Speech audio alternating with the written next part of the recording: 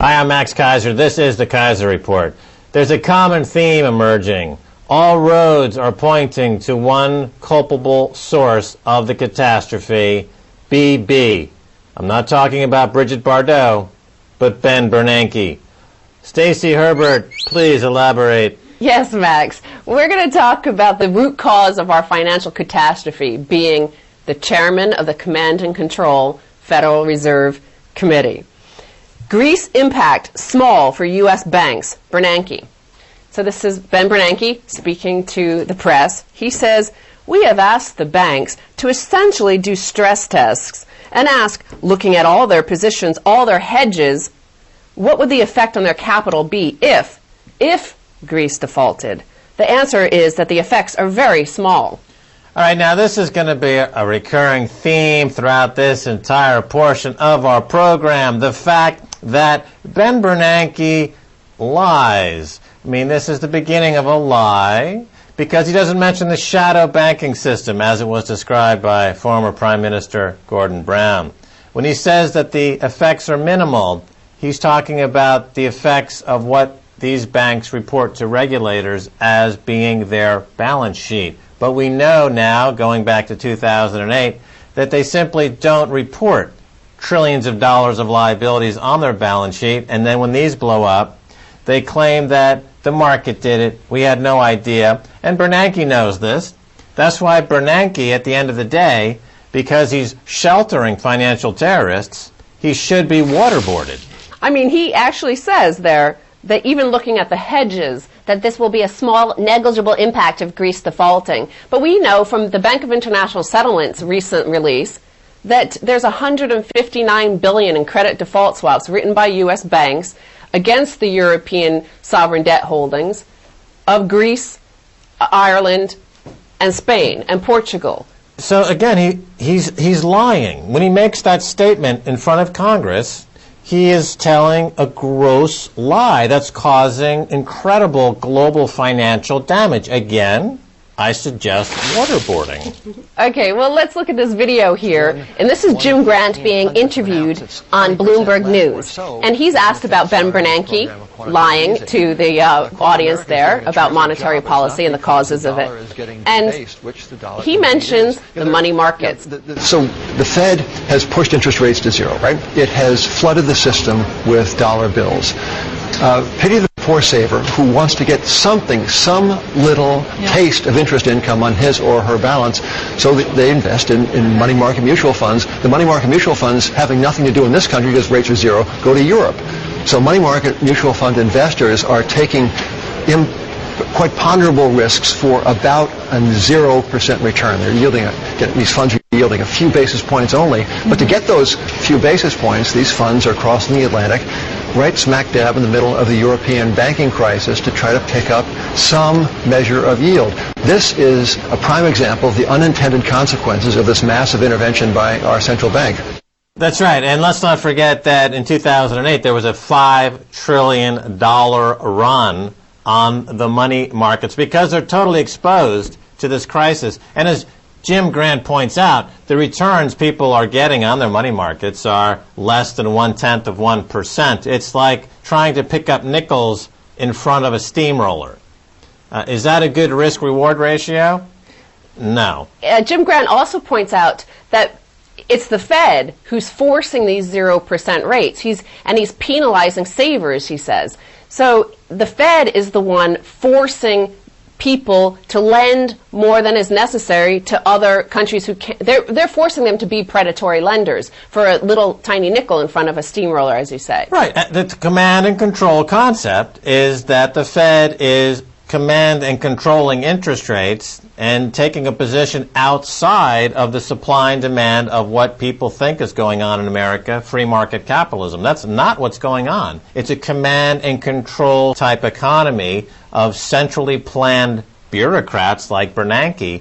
They are causing the global economy to collapse. Ben Bernanke is, in fact, the cause for Greece's problems because that's the model used by Trichet and the ECB and the Bank of England and the Bank of Japan. Again, I suggest waterboarding. Okay, Max. So he's also saying that the Greeks are not the problem. It's not the people of Greece that caused this problem.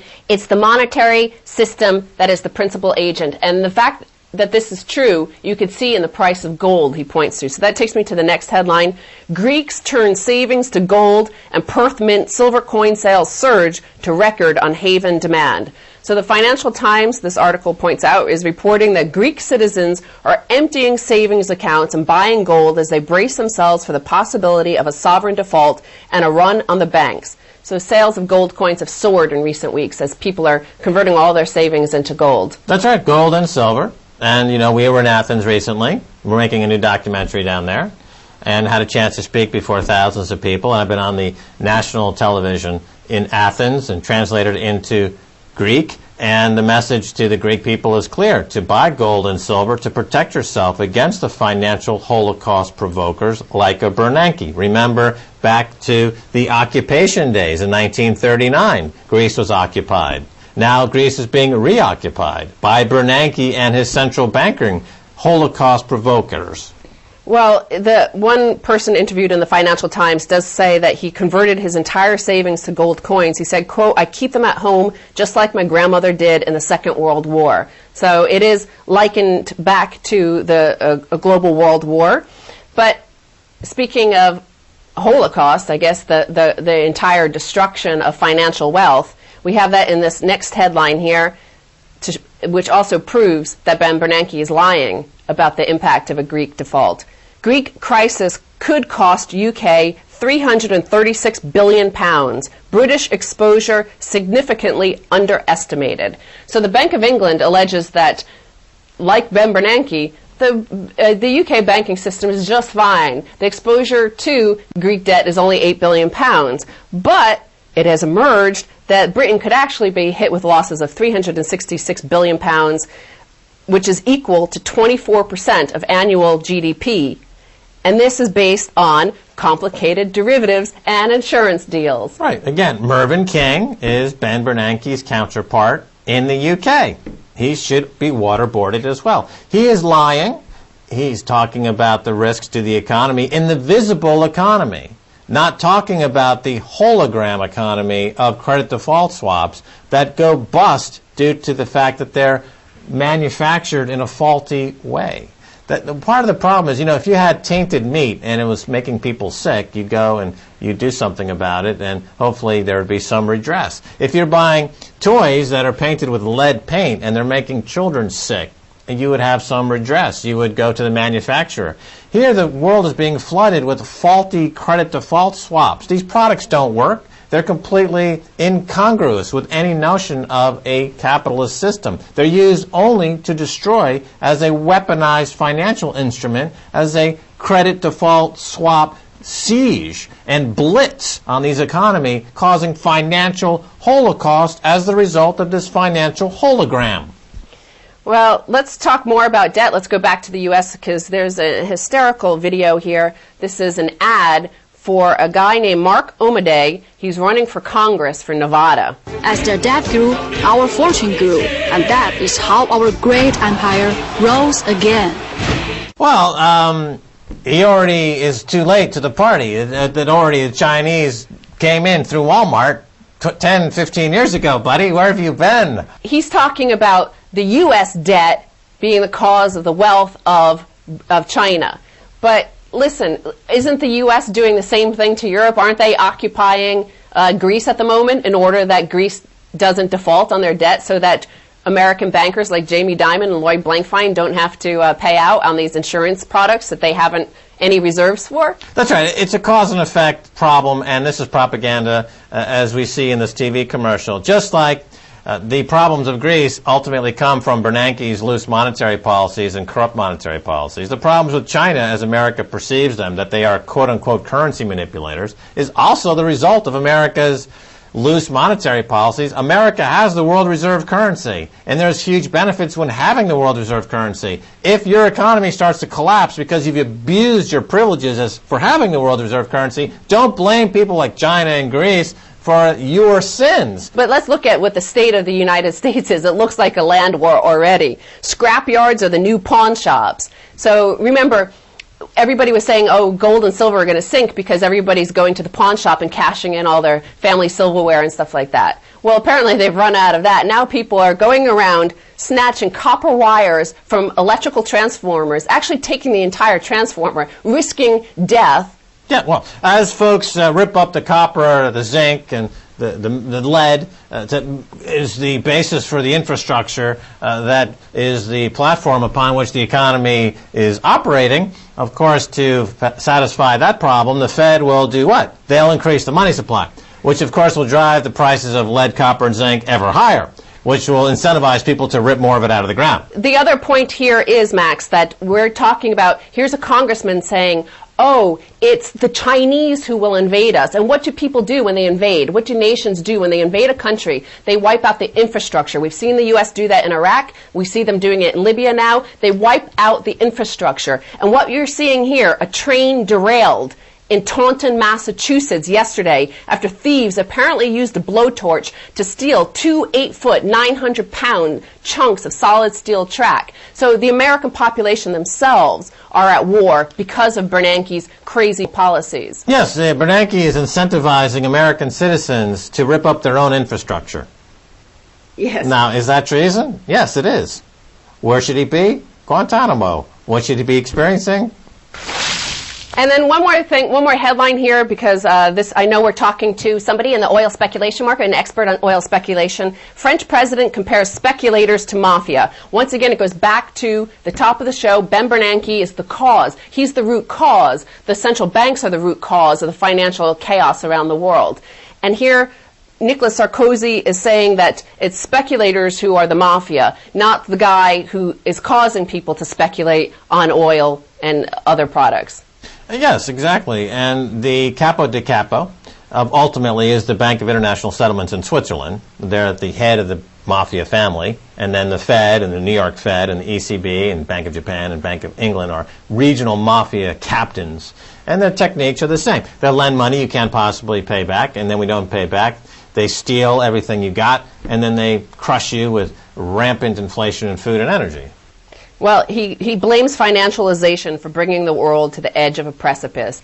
And it is true. I mean, that's part and parcel of the U.S. Federal Reserve System. It's the private bankers. It's Jamie Dimon and Lloyd Blankfein who are the Fed. And they've created this financialization as a way to occupy our economies. And the people are now revolting. It's a global insurrection against Ben Bernanke occupation. All right, Stacy Herbert, thanks so much for being on the Keiser Report. Thank you, Max. Don't go away. Much more coming away, so stay right there.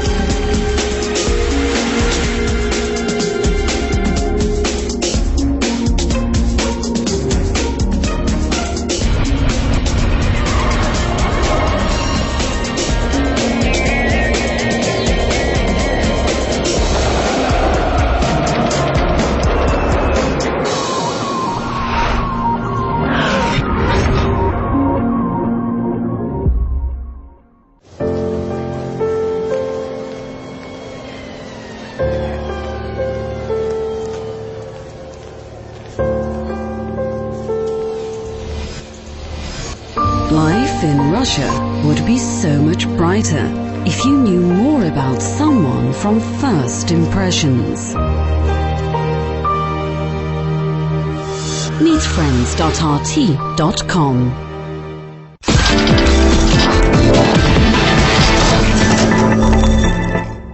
Welcome back to the Keiser Report. I'm Max Keiser. Time now to go to New York and talk with Leah McGrath Goodman. She's the author of this gripping new book, The Asylum. If you haven't got your copy yet, I insist that you get it. It's all about the renegades who hijacked the world's oil market. And Leah, welcome to the Keiser Report. Hi, how are you doing today, Max? All right, so who are the renegades? How have they hijacked the world's biggest oil market? These were the builders of the original oil market. Back in 1983, Reagan lifted oil price controls, and when that happened, some traders who had destroyed their own exchange, which had traded potatoes, this was called the New York Mercantile Exchange, decided they were going to try to trade oil. And when Reagan lifted those controls in 1983 that had been imposed by Nixon, they went ahead and did it. It was effectively the deregulation of the market. It became a true free market, not big oil setting prices or OPEC behind closed doors. This was when you had bids and offers that were freely exchanging hands, and that was the beginning of it all. And this is the oral history, really, of these traders. Instead of not knowing who they were, we know their names and we find out exactly what they were thinking, how it happened, all the way up to the present day. All right. Now, at some point, Leah, what you call the transformation of the market into a more of a free market system, away from the control of the oil companies and OPEC, at some point, another mutation occurred. This is when these markets started to become dominated by those folks who were gaming the system. When did that transition become apparent? And talk to us a little bit about that. What's interesting is if you look at the history of this market, because we need fuel, it's the lifeblood of this world, oil and gas, this system has always been gamed. There have been different evolutionary iterations of how it's gamed, but often it's the same thing, and that is cornering supply or creating panic about supply running out to make a price go up, or dropping lots of supply to make the price go down. But really it's about being able to predict what's going to happen by, moving a few things around, really just pawns on the chessboard. And a lot of that is in terms of oil supply and perception of demand, and that is very much gamed, and it is to this day, and it was then as well. But when you say predict which way things are going on, it's easier to predict which way prices may go if, in fact, you are manipulating prices, correct? Yeah, some of the biggest players in this market own huge amounts of oil, own huge amounts of fuel, and we are not really allowed to know how much everyone has, but we do know that in Cushing, Oklahoma, where most of the oil is stored in this country, or rather it's the largest onshore oil storage facility in the world, this is a black box. We are not to know who owns oil there, who's doing what. There are a couple big companies, but they lease out tank farms to Goldman Sachs, Morgan Stanley, large banks, large oil companies, and then these groups also trade oil. And it's very good to have the supply chip, right, and then as well trading in the paper market. But if you can put them together, you have a lot of that chessboard covered, and that's what a lot of these groups do. Now, you talk about the 83 period and deregulation. There was, of course, another major wave of deregulation. I believe it was in 2000 when the Commodity Futures Modernization Act was passed. And how did this transform the market? What this did was it codified. Congress literally voted to take away any anti-fraud powers that might have been implied by the regulator of the oil market, so that they could not do very much about the kind of trading that was going on off exchanges. While the exchanges do set the global, transparent global price, most of the trading actually takes place off exchange, and they just use the price set on the exchange as a way of pegging what they're doing. But at the end of the day, the big trades take place off exchange, and this basically made that arena, which is now worth about $600 billion a day, a free-for-all. And to this day, it's still free-for-all. What we're seeing now with the Dodd-Frank Act taking so long to be put into effect has a lot to do with the war between Wall Street and Washington over how are we going to rein in this thing when we threw away the key and shut the door. All right, so this idea of price discovery, the idea of supply and demand meeting in the exchange and the resultant price setting the market has given way to price discovery happening off-market, and then what we see quoted on the exchange is actually just a kind of a shadow of what's really going on, and the forces that are really shaping the prices are completely invisible and unregulated. And as you just said, they took away the anti-fraud powers, which is to imply that there is nothing but fraud. Yeah, if you want to look at the global price on the New York Mercantile Exchange for oil, it's like the tail that wags the dog. You want to look at it that way. It represents a small piece, but it's the only piece people can see. So let's say you and I are off exchange and we're making a deal. If you try to mislead me about price, I can say, hey, the NYMEX is trading at X today. You just offered me Y. You have to justify that kind of thing. So it is used as a benchmark. But at the end of the day, the big trades take place off exchange, and this is where a lot of the gaming takes place. I don't know if you noticed that BP traders recently, who are now being pursued by the CFTC, this has been a 3-year in the making a group of charges, and yet why would it take 3 years to go after these guys? Well, because they were doing this over the counter. It is very hard to piece together what happened because there's really no paper trail. Right, so over the counter, another way to say off market. And the BP scandal, of course, comes after the Enron scandal. And so the energy market has quite a history of this type of shadowy dealing. To what degree does the manipulation in the futures markets end up through the transmission of moral hazard, creating executives at oil companies who also are completely insensitive to committing fraud? The biggest problem here is that it's still more rewarding to game the system. Buying into the culture of corruption is still more financially rewarding for you, whether you're a regulator, whether you're a politician, whether you're an executive in an oil company, or whether you're a Wall Street trader. If you engage this culture on the level it's now playing at, you are going to do better than if you don't. Those who stood up and resisted, and I talk a lot in the book about different people from different walks of life who tried to stop this out-of-control train, and they were broken just as badly as the system is broken, and it's very sad. And to this day, what's happening now is we see traders who didn't do anything wrong who are being prosecuted because the regulators are so defensive about not having done anything before, so they pick a fall guy, and vice versa. You see traders who feel that they're actually trying to make a better system, but they're not getting any help. I get letters from more traders than anyone else saying disaster awaits, this can't go on, price discovery is broken. Okay, well, in order for all this market manipulation to go on and all this huge volume of trading to happen off-market over the counter, it requires a lot of money to be borrowed from Wall Street banks. To what degree are CEOs like Lloyd Blankfein, Jamie Dimon culpable in committing massive fraud on the futures exchanges? I would be very surprised if they don't understand how this works, but at the other end of the spectrum, Wall Street has been investing very diligently into creating the loopholes in this market, creating the legal openings to allow themselves to do these things. It's their best investment ever, is to be able to manipulate the financial system and be able to do it legally. And that is what we're seeing, or we're trying to fix that now.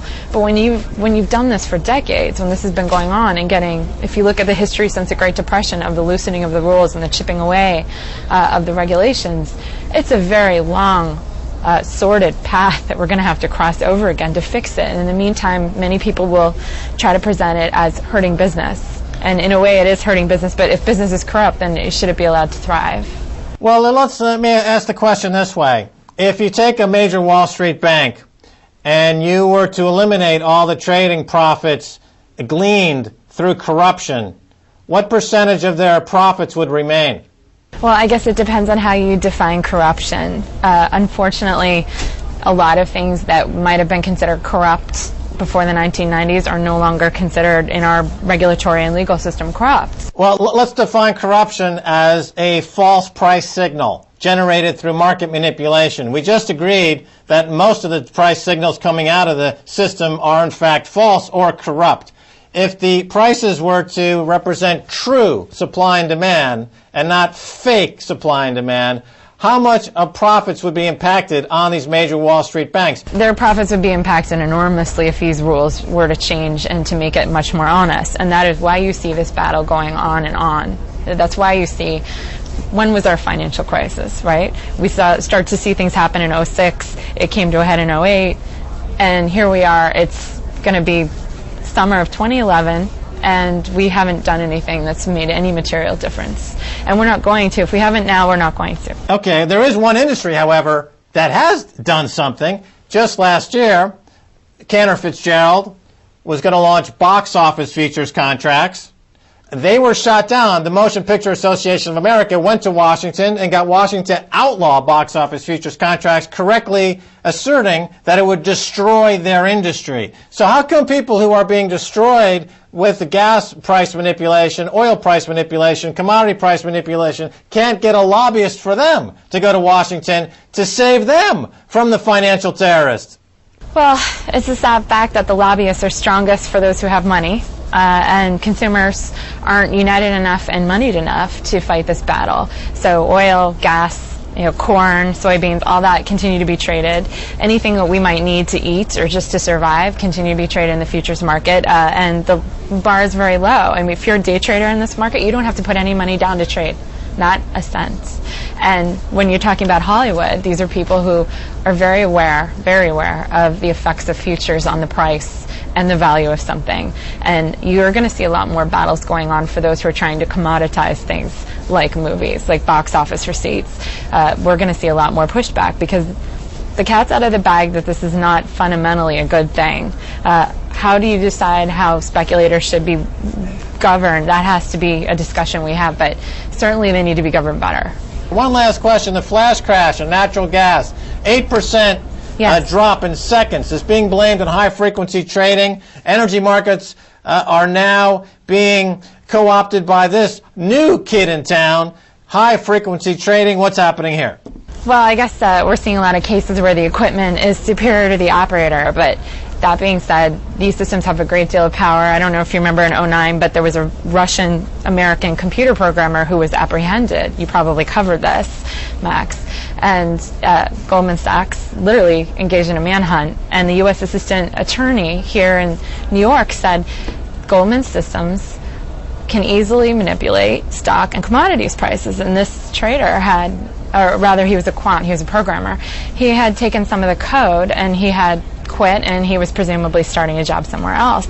Goldman was so upset that they went after him very publicly and also risked exposing their own computer programming. And it was not good for Goldman. It wasn't good, obviously, for the programmer. But at the end of the day, it exposed that these systems are very, very dangerous, and they're also very expensive, but they give a huge edge to banks like Goldman. And that was revealed, and we moved on. What's amazing is our own law enforcement didn't find it alarming that Goldman had systems that could manipulate our markets. They found it upsetting that a programmer walked away with the code. Okay, well, the book is called The Asylum by Leah McGrath Goodman. It is a must-read. Thanks so much for being on the Keiser Report, Leah. Thank you, Max. All right, and that's going to do it for this edition of the Keiser Report with me, Max Keiser, and Stacy Herbert. I want to thank my guest, Leah McGrath Goodman. If you want to send me an email, please do so at keiserreport@rttv.ru. Until next time, this is Max Keiser saying bye, y'all.